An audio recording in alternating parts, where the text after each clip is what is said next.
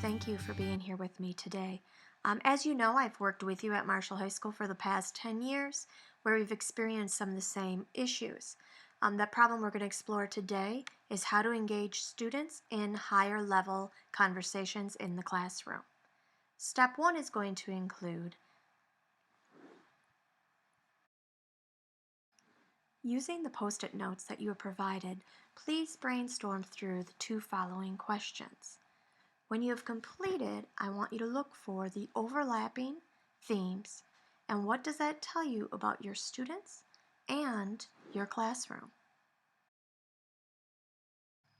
Group discussions found that there are 2 types of students and teachers: those that respond to conversations based on hands-on or storytelling situations.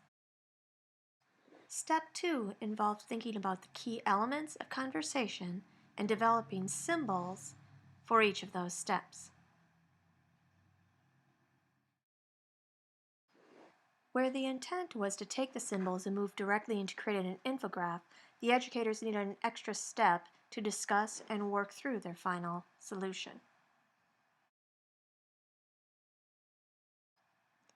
As the facilitator, it is important to step back and let the educators take these symbols and develop their own infograph without my input.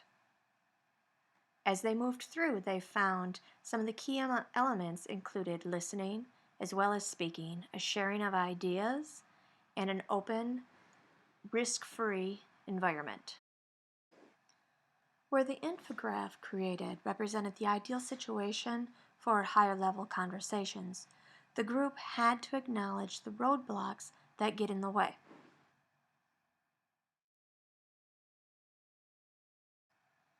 The follow-up group discussion led to some interesting discoveries.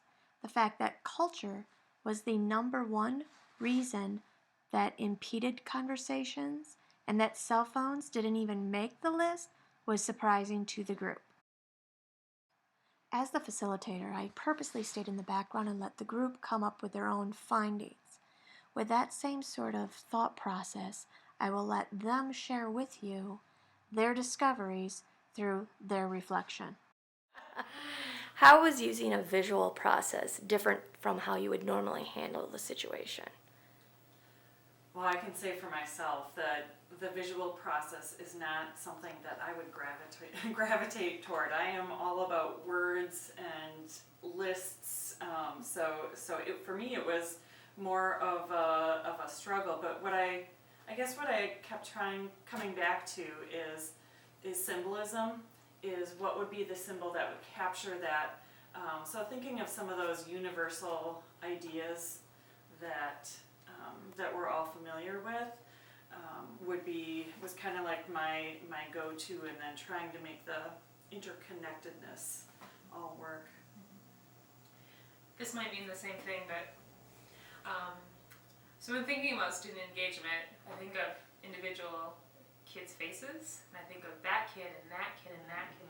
And so when we had to draw our ideas and draw the symbols, it was more taking a step back from that personal relationship and more thinking about the themes or the commonalities amongst my students that I guess helped me get a broader picture instead of thinking about kid A, kid B, kid C, and what is their problem.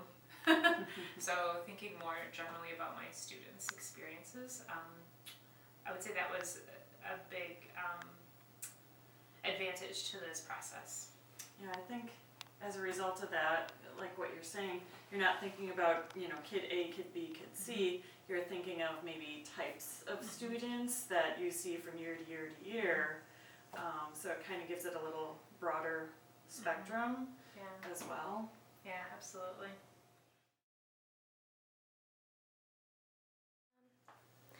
Based on the discussions and the findings that we had with this, what would be your next steps as you would move forward with this problem? Okay, so Julie alluded to it before. She said something about the shortcuts you take after you've been teaching for a while.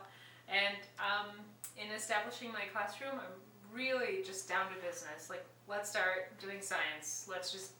We will learn how to behave as a learning community as we do science. And so I've sort of thought about how do I need to focus more on building community and communicating those expectations to my students, rather than just test tubes, petri dishes, let's go, let's get, so I've thought a little more about establishing that classroom culture piece more, and I think this activity really helped me think about the barriers some of my students might encounter walking into my classroom that I might not have considered before.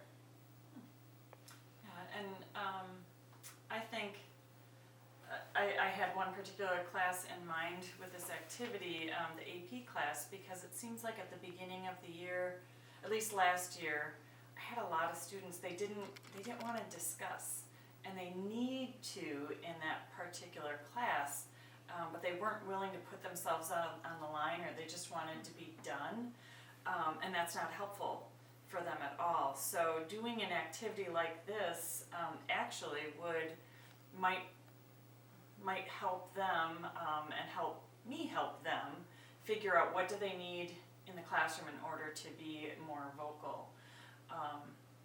And then just the other part of it was just being cognizant of those students who are reluctant to speak, even in like a Socratic seminar, ever. How do we get those students to engage? And so I think I have to go back to some of what are those barriers, and address those and set up that climate within the classroom that it is safe and that we're here to grow and learn from each other. Now, Julie and Allison did a great job of explaining how they will take this experience and feed that into their classrooms this fall. What I learned from this experience was more so a reaffirmation of my belief in educators. You need to show them something, you need to give them the opportunity to grow, and then as a facilitator, you really just need to get out of their way.